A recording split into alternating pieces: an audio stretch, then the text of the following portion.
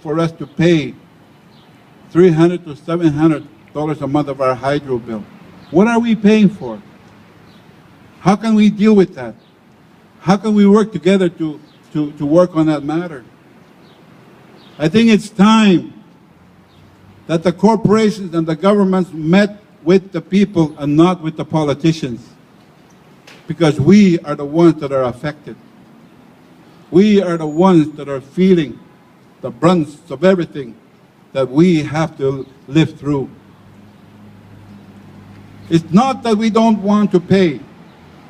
We can't afford it. When a bill comes at a certain time, the allowance is not there. The welfare is not there. We don't have jobs. We have seasonal jobs related to housing. We don't have the luxuries that most places have.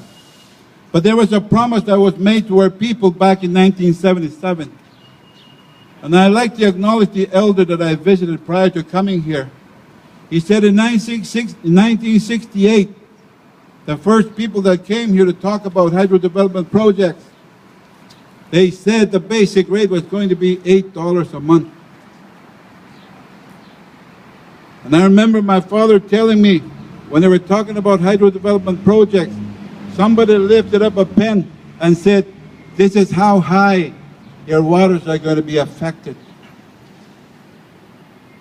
So when you talk about these two oral history and story, today I ask you, the people of Winnipeg,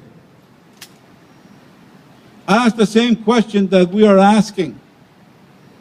Because the plan is they're going to build more hydro development projects against our will, without our consent. As a matter of fact, I read a newspaper just a while ago, Northern Echo. It stated hydro is going to spend $70 million to build temporary houses for the 600 workers in Gillam this coming September. If we don't wake up as a people, sooner or later, you're going to pay the same amount that we are paying back home. Sooner or later, you will. You will feel what our people are feeling. And I don't think you'll be able to afford it as well. So the question is, what determines the value of that hydro bill that we get once a month? Why is it low in Winnipeg and why is it high where we come from? And I will say this, we're not here to protest, we're not here to rally, we're not here to fight, we're not here to seek compensation. But a promise was made in 1977, Northern Flood Agreement. It stated to eradicate mass poverty and mass unemployment. 36 years ago. To this day, we're still waiting. To this day, we're still asking.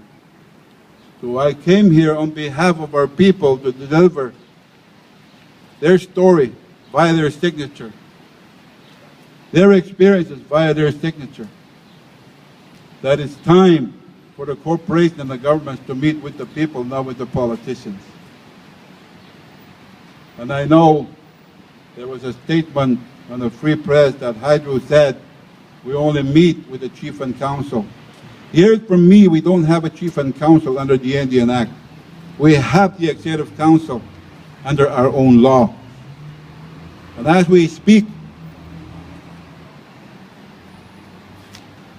the Chief Electoral Officer has called for an election this coming July. So we are the people. We are the affected, and we are the ones that are asking the questions, and we are the ones that deserve the answer. To my brother Tom, he will say something as well.